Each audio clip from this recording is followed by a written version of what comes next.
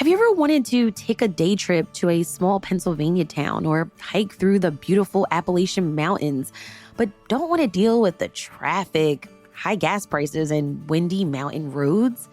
The Center County Highway Revolt is a citizen-led initiative trying to save farms and forests, combat climate change, and boost small-town economies by building a rail transit network across the state. The plan calls for connections to existing Amtrak trains. Learn more at centercountyhighwayrevolt.org.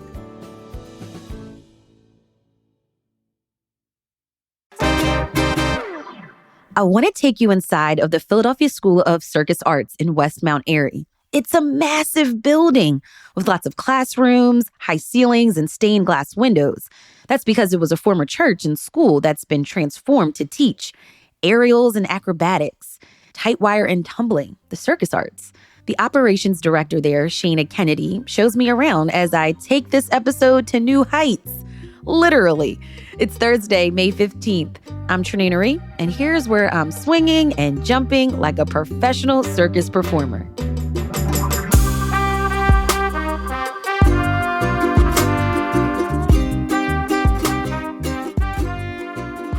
Welcome to the Philadelphia School of Circus Arts. My name is Shana. I'm the Director of Programs. This is a former Catholic Church facility. It was the St. Madeleine Sophie Church that's been right here for about 100 years. And we got here about 8 years ago and converted it into a circus training space.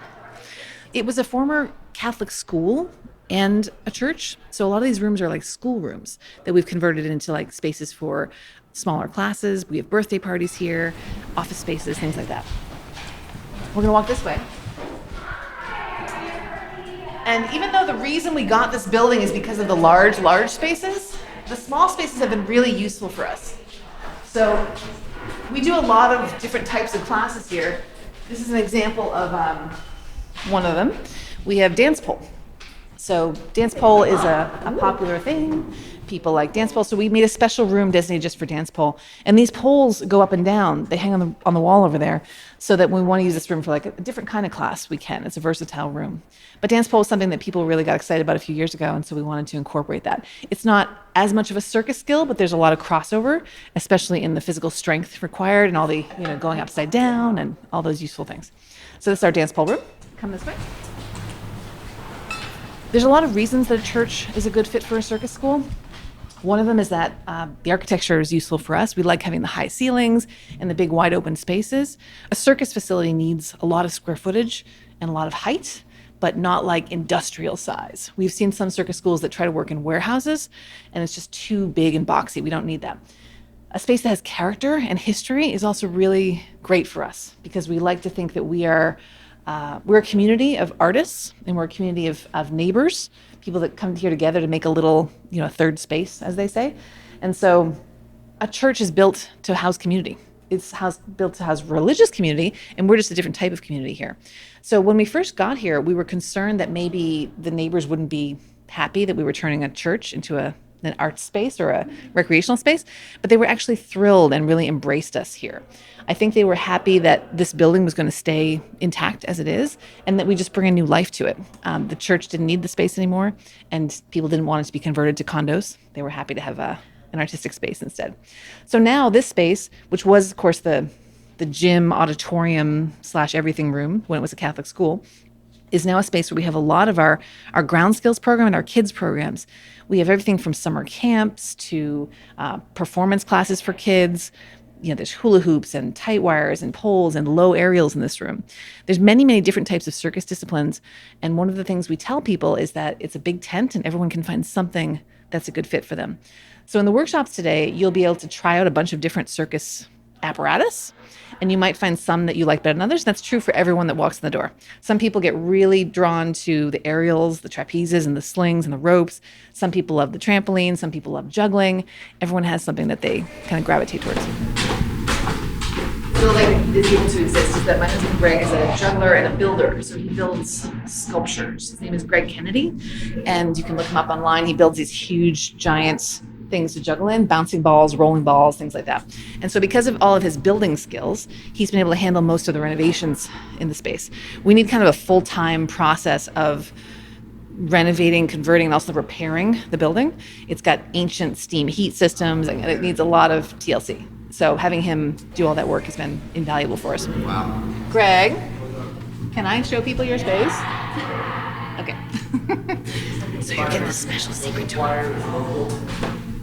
But this is my husband, Greg. Hi, Greg. I was just telling him all about the wonders of all the wonderful things you do around the building to fix this place up and keep it going. But when I he's actually not throw and catch things for a living. he's a professional juggler, and as you can see in his workshop space, he makes like sculptural pieces that are used for juggling. So a lot of these pieces have been on tour to big stages and audiences around the world. That's a particular one that he's well known for, the cone, which was on tour with Cirque du Soleil for a number of years. And so a lot of this work that he's done has enabled him to have a career, but it also serves as inspiration for some of our younger students who are trying to figure out how to make their own kind of creative way into the circus. Yeah, it's all about invention. He teaches classes sometimes. Yeah, so that is Greg's space. This is the sanctuary space. And this was the part that we were most excited about when we first got here. It looked very similar to the way it looks now in terms of just the architecture and the big open space. The main difference is there were pews here and the altar. The steel beams were not here. We had to install those because we needed rigging points. And so we had to get an engineer involved to design the steel beams. And to install them, we had to buy this lift right here, this giant scissor lift. So you see everything now goes up and down on pulley systems. That means we only need to drive the lift when we're doing rigging inspections, which is once every month or two that we do a rig inspection. But for the day-to-day changes, all the adjustments of height that have to happen all the time, the teachers can do that right from the ground. So there are at least, I'd say, 500 students a week coming through this space, a combination of adults and kids. That doesn't count birthday parties and special events and all the other people that are through here. We have a small handful, about 20 of professional students who are here during the day full time, but then most of our students are just here once a week, twice a week, 3 times a week. The adults especially, many of them are on like an unlimited membership, so they can come in and just take as many classes as they want in the evenings on the weekends. The couple more things I wanted to mention about this space are that the trampoline was something we built ourselves. It's a trampoline and a tramp wall. That wall in the back is so you can jump up and down off the wall onto the trampoline. A useful circus skill. This curved room here was called the music room, and we now use it as our observation space. You'll see when you go in there, there's a little door on the side that's now our rigging closet, and that was the confessional. So there was a whole confessional in there. We had to disassemble it. The balcony upstairs is just a really nice place to kind of look out over the space. And also in the spring or in the summer, you'll see the colors of the stained glass more vividly. So this is a really old stained glass that's been here since the start of the building 100 years ago, and was designed here in Philadelphia. So in this sanctuary space, we have 7 different zones that are used for different types of circus apparatus. The one that you're standing close to underneath is called the static trapeze zone. These are for double-pointed trapeze bars. There's 2 ropes and bars attached to them. The trapezes go up and down. They do not swing or fly. That's a different thing. These are static trapezes, so they don't move that much, but you move around them. Then on that side over there, we have the liras, or the aerial hoops. The aerial hoops are all hung really low right now. They can go a little higher, but they are mostly low. They spin. People really enjoy those. They're very heavy metal hoops, and the weight actually helps both with the momentum for spinning, but also to give you some stability when you're working with them. Then the other section over there is called the aerial sling zone. The slings are one of the easiest starting apparatuses for aerials because you'll see you can like sit in them, you can go upside down in them fairly easily. You don't need a ton of upper body strength just to get going on them. It's a special fabric material that's used for both silks, which you'll see over there, I'll get to that, and the slings. Same material. They go up to about 35 feet in the air, and people climb them and do all kinds of aerial acrobatics on them. And then behind those, you'll see the vertical ropes. So similar skills are needed for the rope. The rope just hangs straight down, and you're climbing it, going upside down, doing kind of tricks on the vertical ropes. Then in the back corner over there, you'll see the aerial straps. Those are straps. There are 2 of them. They have little like hand loops at the end, and you can put your hands in them, and you can do things like be raised and lowered and flip and spin and all kinds of things on the straps. Those take a lot of strength.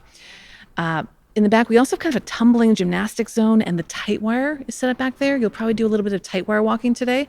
We have various places we can set up tight wires around the room, but that's sort of the spot they're at right now. And then the trampoline. It's a very, very bouncy trampoline. You have to be careful on it. It's, like Olympic quality trampoline. So it's not like one of your like trampoline zone, sky zone kind of trampolines. It's like a really high quality athletic trampoline. You'll also see in the back, those are called globes, the walking globes in the back. You stand on them. You walk on them. Yep, that's what happens with those. They're the big red ball. People walk on it all the time. Yep. So you'll get to try a lot of this stuff today. I don't want to spoil it too much. The teachers will tell you all the things, but that's my quick intro to the stuff in the room.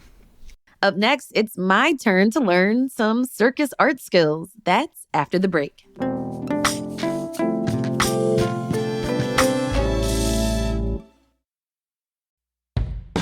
Hey, while you're making the perfect itinerary for summer, add the Williamstown Theater Festival to your list.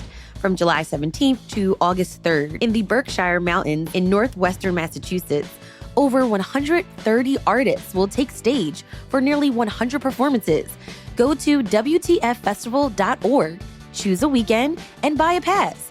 Weekend passes get you into 8 shows, including a world premiere by Jeremy O. Harris, Pamela Anderson, and Nicholas Alexander Chavez for a new adaptation of Tennessee Williams' Camino Real. Discounted hotel rooms are available through June 1st. Go to WTFfestival.org and make your plans to immerse yourself in theater this summer. Hi, I'm David Plotz, the CEO of CityCast. We've all set health goals: lose weight, exercise more, eat better. But without a plan, those goals often fade. That may have happened to you. It has definitely happened to me. And that's where Prolon comes in. Prolon's 5-day fasting mimicking diet gives you a science-backed, structured approach to stay on track and see real results. And now Prolon is upping their game with the new next-gen 5-day program, delivering the same science-backed benefits in a cleaner, more convenient, and more flavorful format.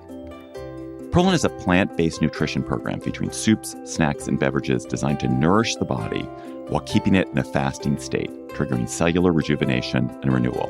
Next Gen builds on the original Prolon with 100% organic soups and teas, a richer taste, and ready-to-eat meals. Developed over decades at USC's Longevity Institute and backed by top U.S. medical centers, Prolon has been shown to support biological age reduction, metabolic health, skin appearance, fat loss, and energy. I've been doing the 5-day program, and I feel so much better. I really enjoy the tasty energy bars, the snacks and soups, and the fact that I can enjoy meals, even though the calorie count is super low. The flavors and textures are excellent. An olive oil snack here, broccoli and quinoa soup there, hibiscus tea, a yummy nut bar. It's got the benefits of a 5-day fast, but doesn't have the challenge of doing it with pure liquids. It's a system reset. And also, I know this sounds funny, but it's not. The packaging and directions are fantastic, clear, and well organized and thoughtful. For a limited time, you can be first in line to experience the new Next Gen at special savings. Prolon is offering CityCast listeners 15% off site-wide, plus a $40 bonus gift when you subscribe to their 5-day program. Just visit prolonlife.com/city. That's PROLONLIFE.com/city to claim your 15% discount and your bonus gift. prolonlife.com/city. This episode of CityCast is sponsored by Babbel. Learning a new language opens the door to new friends, new cultures, maybe even a whole new life. So why not start the journey today with Babbel? You can start speaking a new language with confidence thanks to Babbel's conversation-based technique. It quickly teaches you useful words and phrases about the things you actually talk about in the real world. There are more than a dozen languages available for you to learn at your own pace, with material tailored to your individual proficiency level, interests, and time availability. I'm David Plotz, CEO of CityCast, and I've been learning Spanish with Babbel and brushing up a teeny bit on my French. But there's also Turkish, Swedish, Dutch, German, many more languages. Babbel's tips and tools for learning a new language are approachable and accessible. It's like having a private tutor in your pocket. I particularly love Babbel's guided conversations, which let me practice real-world conversations. What to say at the doctor's office, how to leave a party, using speech recognition to make sure I'm getting the pronunciation right. Babbel's mobile app and website have real-time feedback, progress trackers, and clear visualizations that are helping me improve my Spanish in only 10 minutes a day. So get talking with Babbel. I want you to learn another language, so I'm teaming up with Babbel to gift you 55% off subscriptions, but only for CityCast listeners at babbel.com/CityCast. Get up to 55% off at babbel.com/CityCast.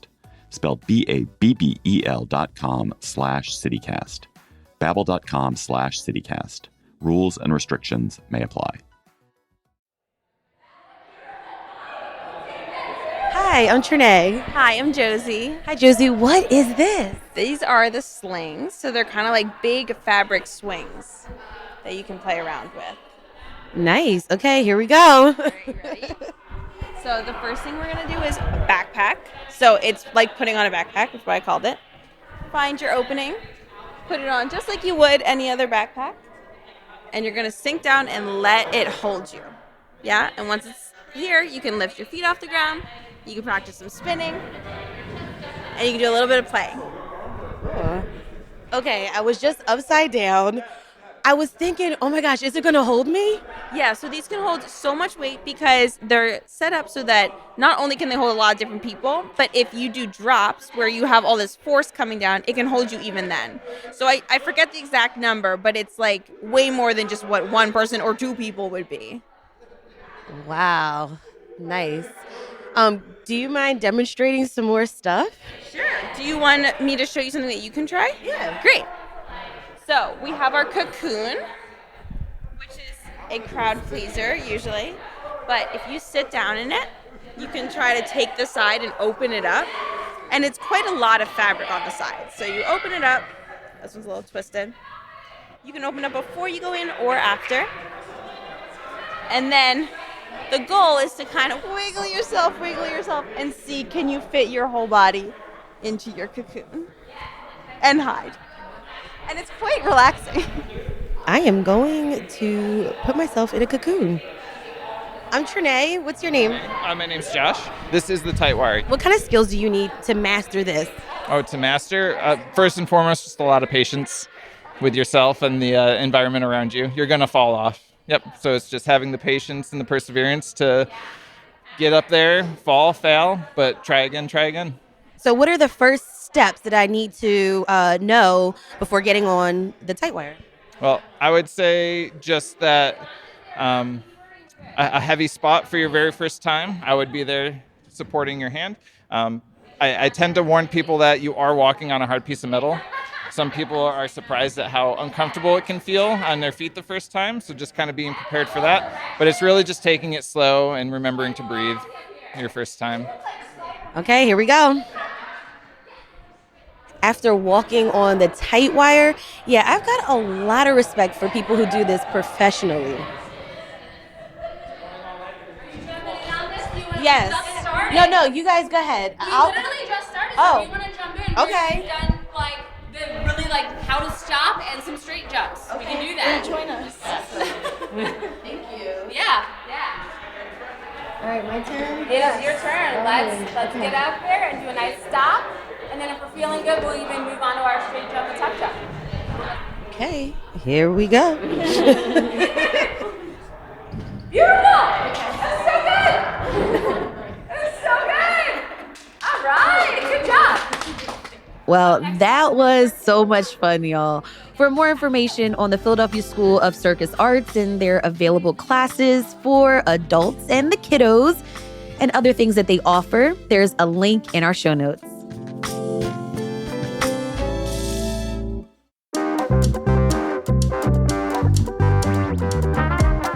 That's all for today here on CityCast Philly. If you enjoyed this episode about the Philadelphia School of Circus Arts, tell a friend and sign up for a class. Rate the show, leave us a review, and hit that subscribe button. Be sure to sign up for our morning newsletter, Hey Philly, to learn more about what else Philly's talking about. We'll be back tomorrow morning with the Friday News Roundup. Bye.